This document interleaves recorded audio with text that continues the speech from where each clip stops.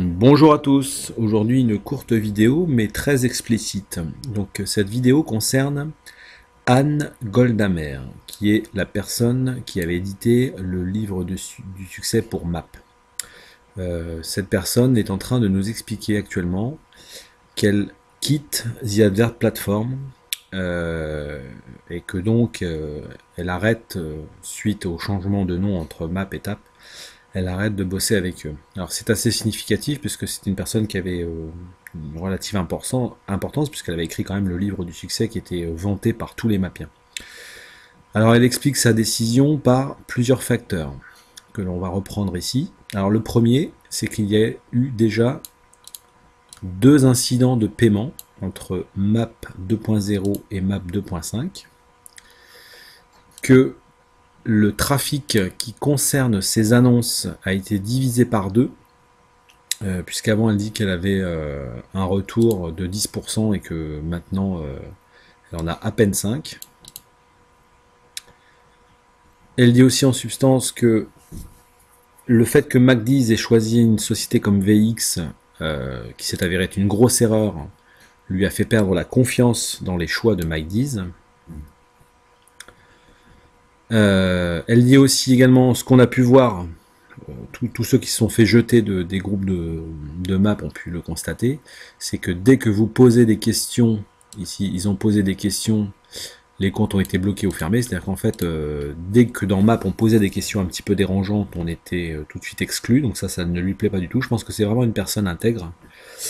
Et ensuite, le 5e point, c'est concernant les annonceurs, les fameux gros annonceurs qui devaient arriver, qui en fait, les blue chips, qui n'ont pas si grands, en fait, qui n'ont jamais été annoncés.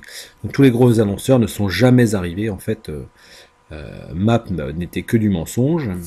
The Advert Platform est parti pour faire encore pire. Donc vous pouvez retrouver son blog, je vous mettrai l'adresse du blog de cette dame-là, vous pouvez faire la traduction avec le clic droit, et puis c'est un français approximatif, mais ça permet quand même de bien décortiquer ce qu'elle raconte. Donc pour une personne qui a quand même écrit le livre du succès au sein de MAP, c'est quand même un petit peu étonnant. Alors en ce moment, il y a une vague qui emmène pas mal d'anciens leaders au niveau européen de chez MAP qui ne poursuivront pas dans The Advert Platform, ouais, c'est ça. Je pense que ça sent pas bon. Et tous ces points-là, en fait, vous pouvez vous apercevoir que dans mes précédentes vidéos, ce sont des points que j'avais mis en exergue et qui faisaient que je n'avais pas du tout confiance dans MAP. Et je trouve ça marrant qu'elle reprend exactement ce que je disais dans plusieurs vidéos concernant le défaut de paiement, le trafic, les gens qui étaient virés des